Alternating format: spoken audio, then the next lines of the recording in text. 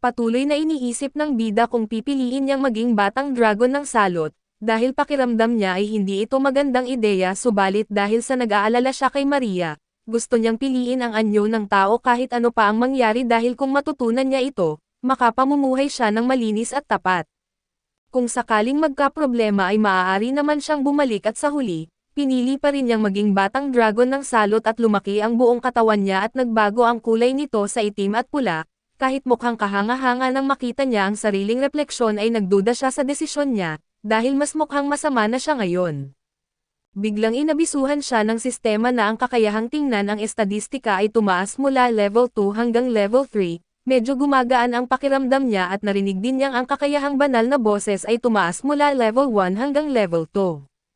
Bukod dito ay nakakuha siya ng mga kakayahang lumipad at alikabok ng kaliskis ng dragon. Ang atake niyang kagat ay naging makamandag na pangil, ngunit hindi lahat ay mabuti at nakakuha rin siya ng uri ng kadiliman at ito ang sakit na hininga, at paralisadong makamandag na kuko. Para bang kulang pa iyon at nabigyan pa siya ng titulong kalamidad at ang titulong malheker ay tumaas mula level 1 hanggang level 2, para sa bida ay parehong mabuti at masama ang lahat ng ito kaso saka lang niya naalala na wala pa ring nabanggit ang sistema tungkol sa anyong tao. Lumalabas na kailangan muna niyang mag-level up para makuha ito at humingi siya ng paliwanag, pero nagsara ang sistema dahilan para madismaya siya dahil hindi niya nakuha ang tanging gusto niya. Sa ngayon ay pinag-aralan niya ang lahat ng detalye at wala pa siyang sapat na antas para malaman ang lahat tungkol sa banal na boses, pero ipinaliwanag sa kanya ang mga atake at ang alikabok ng kaliskis ng dragon na kapag ipinapagpag niya ang kanyang mga pakpak ay nakakalat ng miasma na nagpapahina sa kalaban at sa pinakamataas na antas, kaya nitong lipulin ang buong mga bansa sa paglipad lang. Nang subukan niya ito ay nalanta ang isang bulaklak at natakot siya sa kung ano na ang kanyang naging anyo, ang may sakit na hininga naman ay nakakapagbuga ng makamandag na miasma na may nakakahawang sakit, at kayang wasakin ang isang buong sibilisasyon. Para maging magaan ang loob niya ay tinanong niya ang sistema tungkol sa kanyang mga titulo, ipinaliwanag ng sistema na ang bayani ay ibinibigay sa may mga asal na bayani, pinapataas ang pinsala ng ilang armas at nakakaapekto sa direksyon ng ebolusyon. Iniisip ng dragon na kung mapapataas niya ang antas ng titulong ito, baka maiwasan niya ang landas ng masamang dragon at ang isa pang titulo ay malheker na para sa malupit na kontrabida, na nag-iiwan ng bundok ng mga bangkay. Bahagya nitong pinapalakas ang mga atake na may uri ng kadiliman, pinapahirap ang pagkatuto nito ng puting mahika at pinapababa ang bilis ng regeneration at nakakaapekto rin sa ebolusyon.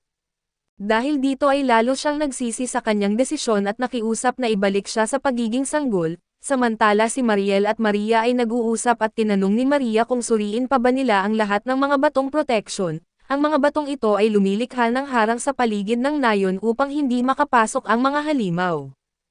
Ipinaliwanag ni Mariel na mas parang agimat ang mga ito na walang malay na pumipigil sa mga halimaw na lumampas sa hangganan, kahit hindi epektibo laban sa mga matitigas ang ulo na halimaw tulad ng ating bida, subalit kung masira ang isang agimat ay malalagay sila sa panganib kaya't ipagpapatuloy nila ang pagsusuri. Makalipas ang ilang sandali ay natapos nilang lagyan ng mahika ang mga agimat at muling hiniling ni Maria na magkwento pa si Mariel tungkol sa mga halimaw, at ang hindi maipaliwanag na pagkahumaling na ito ay nakapukaw ng interes ni Mariel. Ipinaliwanag ni Miriam na mula sa insidenteng iyon na hindi na mawala sa isip niya ang pakiramdam na nailigtas siya ng isang munting dragon na nakilala niya sa kagubatan, nang marinig ito ay tinukso siya ni Mariel kung baka umiibig siya sa isang halimaw.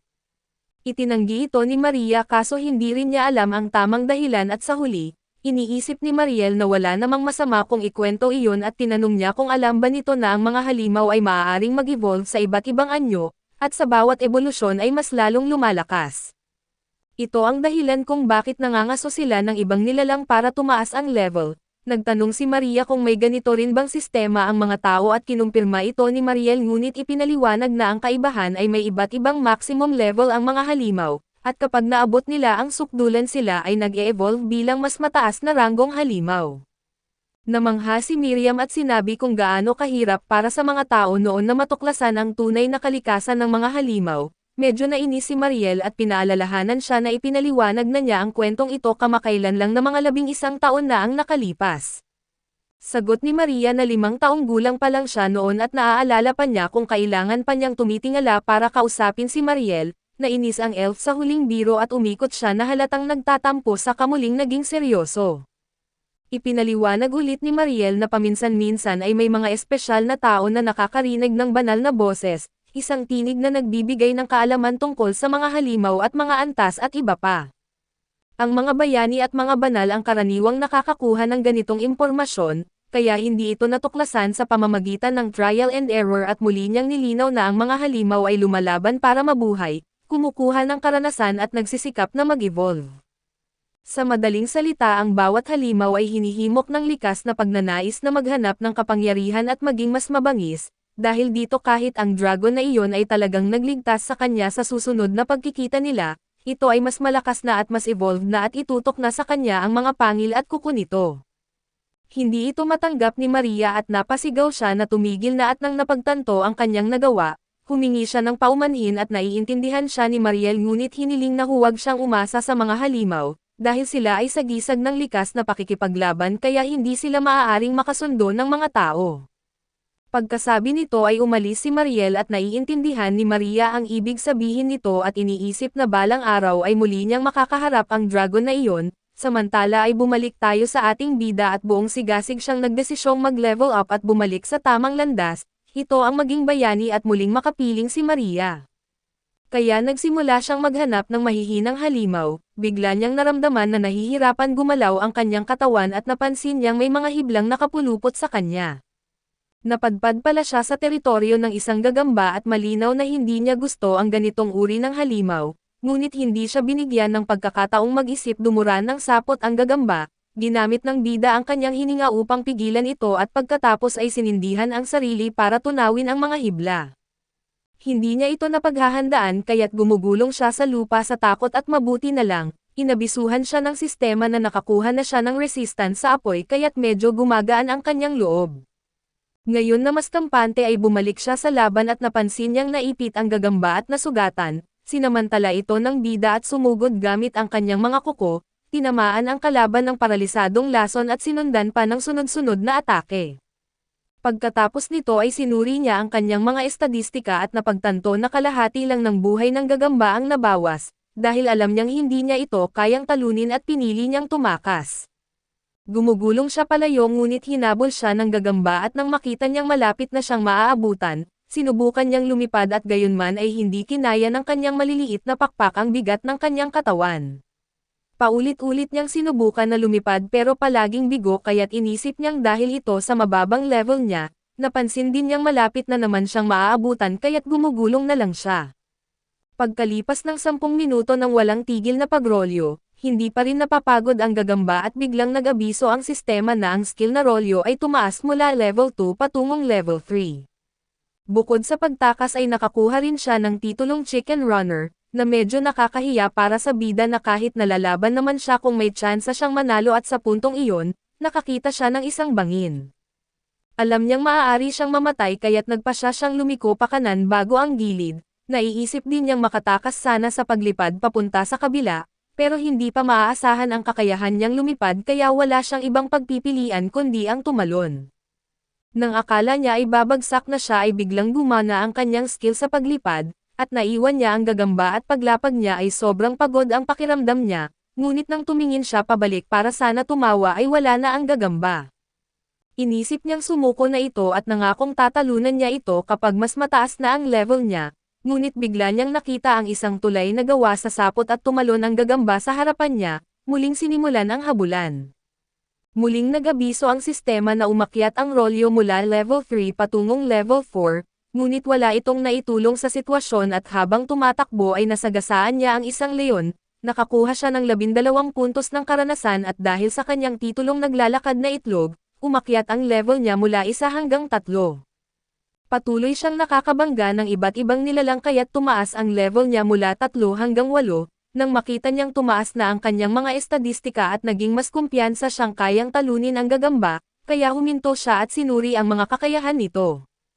Isa sa mga nakita niya ay dobleng lason na hindi niya alam kung ano ang epekto, nagpasya siyang gumamit ng pinakamalakas na hininga kaso gumamit din ng lason ang gagamba, umiwas ang bida at kahit may resistance siya sa lason ay sumakit pa rin ang kanyang lalamunan.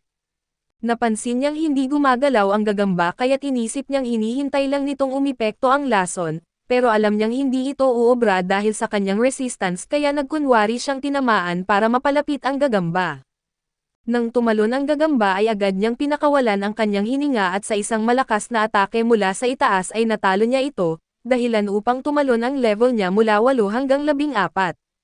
Natuwa ang dragon dahil sa kanyang tagumpay, ngunit mas mahalaga para sa kanya ang makuha ang kakayahang mag-transform bilang tao at ipinaalam ng sistema na ang baby breath ay tumaas mula level 2 patungong 3, at nakakuha rin siya ng kakayahang buntot ng dragon dahil sa huling atake. Magaganda ang lahat ng ito ngunit wala pa rin ang inaasam niyang human transformation, nadismaya ang bida at naniwalang parang niloko siya, pero posible raw na may kailangan pa siyang matutunan para makuha iyon. Pagsapit ng gabi ay bumalik siya sa leon na kanyang nasagasaan at sa daan, nakakita siya ng isang kuweba at nagtanong kung may tao ngunit nang walang sumagot ay pumasok siya, doon ay kinain niya ang karne pero hindi siya lubusang nasiyahan. Kaya pinatakan niya ito ng ilang patak ng mga prutas na nahanap niya, na nawala ang lasa ng dugo at naging medyo maanghang at matapos kumain, naisip niyang maaaring gawing base ang kuwebang iyon. Habang iniisip ang mga detalye ay nag-abiso ang sistema na nakakuha siya ng titulong Panginoong Chef, na nakapagpaasiwa sa kanya na para bang may nanunood sa bawat galaw ng kanyang buhay at kalaunan ay nakahiga siya para magpahinga. Iniisip kung maaari siyang maging sikat sa mga taga-nayon at turuan sila ng lutong bahay, kaso dahil alam niya ang itsura niya ngayon ay agad niyang isinantabi ang ideya at iniisip pa nga na baka hindi na siya makilala ni Maria sa kasalukuyan niyang anyo. Galit na galit siya at isinisi sa sistema ang lahat dahil binanggit nito ang human transformation pero hindi naman ibinigay, sumigaw siya sa langit at hinihingi na ibigay na sa kanya iyon dahil ayaw niyang mag-isa habang buhay. Samantala sa nayon ng mga tao ay may nakausap si Maria na isang matandang lalaki na nagsabing may nakita raw siyang isang nilalang sa may lawa sa labas ng nayon, naintriga si Maria kaya hiniling niyang ikwento pa ito na kahit lasing ang matanda. Detalyado niyang ikinwento na nangingisda siya noon nang bigla niyang makita ang isang nilalang sa pagitan ng mga puno, payat at mukhang bangkay ito na parang zombie at naglalakad papasok sa kagubatan habang may binubulong. Hindi siya pinaniwalaan ng iba at iniisip na imagination lang iyon dahil sa kalasingan, ngunit iginiit ng matanda na totoo ang nakita niya at hindi raw siya uminom kahit isang patak ng alak noong araw na iyon at naging mausisa si Maria.